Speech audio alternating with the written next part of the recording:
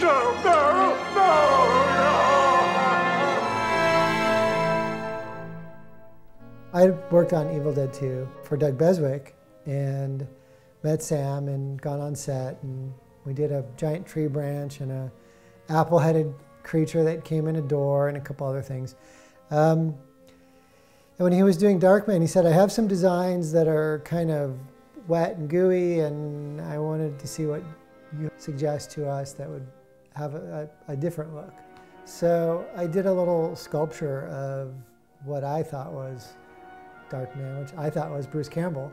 I sculpted this head, very bony and very angular, with a little trench coat, collar and shoulders, and took that into a meeting and was asked a ton of questions along the lines of, have you ever done makeup this elaborate before? Of course you say yes, while the answer is really no. They hired me, and at that point it was, okay, let's figure this out. Thinking again it was going to be Bruce Campbell, and they said, well, you hired this guy named Liam Neeson. I'm like, I don't know who that is, you know? And I'm like, he's got like a more square-shaped head, and his nose is broken, and there's all these things that don't really lend itself to that angular design that I presented to you, thinking, you know, how do I make this turn? And the reality is what makes Liam Liam is he's got a very strong face, and he's got a strong nose, and it's broken, and those features being reproduced in the prosthetic makeup are what makes him identifiable and what makes him real. So the dumb kid in me is going, oh, what are we going to do? Where, you know, in reality, the truth is embracing who he is only going to make this better. And he was pretty much a genius to work with. He was up for anything. He had the best attitude. I think the biggest challenge was that he had to be sympathetic at times and really genuinely scary at times. And he's in this full prosthetic makeup, and his entire face is completely obliterated other than the tips of his ears. He's got literally nothing that's himself to work with. We've taken away his lips. And we've given him all these hurdles to overcome, but then story-wise, there are all these aspects where it's really tricky as to how you portray that look as sympathetic. So in the design on this side, everything was kind of softened, and the hair was burned off, and I had the hair growing back in. So there's a soft sense here, but it really came down to Bill Pope lighting it so that this is more featured for that period where you're supposed to be more sympathetic towards his character. The very first makeup test we did on him, he actually said, you know, just leave me alone in front of this mirror for a little bit. Let me figure out, you know, let me wrap my head around this, because I think we had all assumed that we were going to leave this part of his face normal and just literally be his face. But because we wanted to recess the area around his mouth in so far and burn his lips off and still have some depth to that, all this had to get built out. And this is all foam rubber, and you're adding a thickness to somebody where what seems like a very subtle movement to them inside doesn't translate as anything at all through all this stuff. So there's a whole sort of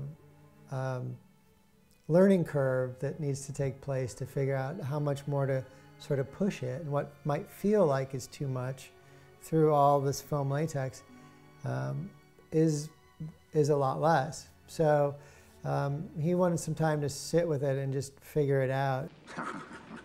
We ended up mixing sand and sugar, glue, and some black paint, black acrylic paint together into this sort of gunky paste that would set up really fast. And we would sort of paint it around the edges of things that were burned and around the edges of the burned mouth. That almost acts as camouflage on that side of the face, so that movement is even more masked. So his posture, the angle of his head, his delivery, the lighting, every single layer was a really important part of making the character believable and empathetic. And Liam's eyes are like a gray blue, and I realized with all the colors going on with the Darkman makeup that we needed to bring his eyes out a little bit more, make them pop a little bit. So we got these contact lenses that added more blue and just kind of brightened everything up a little bit more, just to kind of bring it up, you know? I do remember the very first day Liam had to shoot. It was, I want to say, Ted Raimi's character. And nobody on set had seen him yet at all. And Sam and Rob and those guys had, but very few other people had. So it was that weird moment where his makeup's done and it's like, okay, we have to go on set now and show it to everybody. It's this very small room. And the door opens and Liam walks in and he's got the coat on and he's a very large presence. And he's got this very strange look and just a couple bandages over top of it.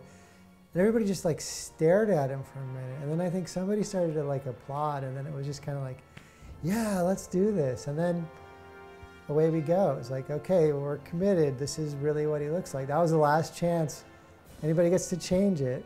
And then from there on out, it was, you know, we got to match that every day. We would actually take his makeup off and try and take it off in one piece at the end of the day. And then we'd literally plaster it on the wall and left it there as continuity reference for the next time. So by the end of the show, there's this one wall. It was a dividing wall between a trailer. We shared it with other people. So it was a temporary wall. And at the end of the show, it was literally just Darkman's face, just sort of this big fan all the way across it. I wish now I'd saved it.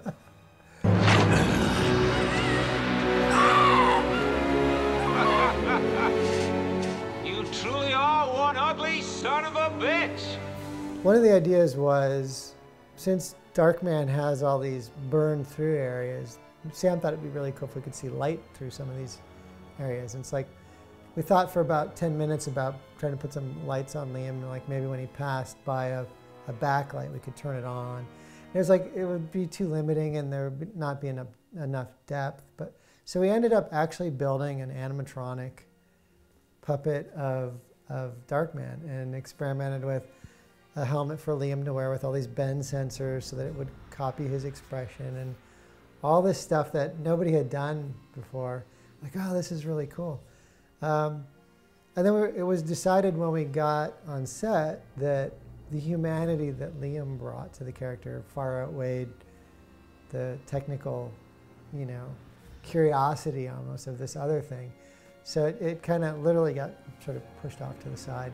What am I? Some kind of a circus freak? Is that it? He ended up buried really substantially in a lot of foam, and he figured out a way to push himself through it and act and make you care about this character, even when he's looking his worst and the skin's starting to bubble and everything else. I mean, for somebody to be able to do that, I think they're just pretty brilliant.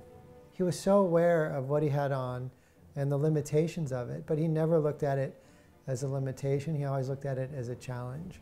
And to go into something like this with someone like that makes it fun and makes it seem that you can conquer all those challenges, come up with something cool, and have a good time doing it. And that was pretty much the way the whole show went. And he sort of set a standard for me as far as actors. I naively assumed everyone would be on par with him as far as beyond the acting talent, but just being a nice person and pleasant to be with and okay with you poking them in the face at 3 a.m. for 3 hours. And just being a good spirit about not having any lips, not being able to eat, have smoothies and pounding muffins flat and eating them through these fake teeth. I mean, he was like a makeup effects guy's dream.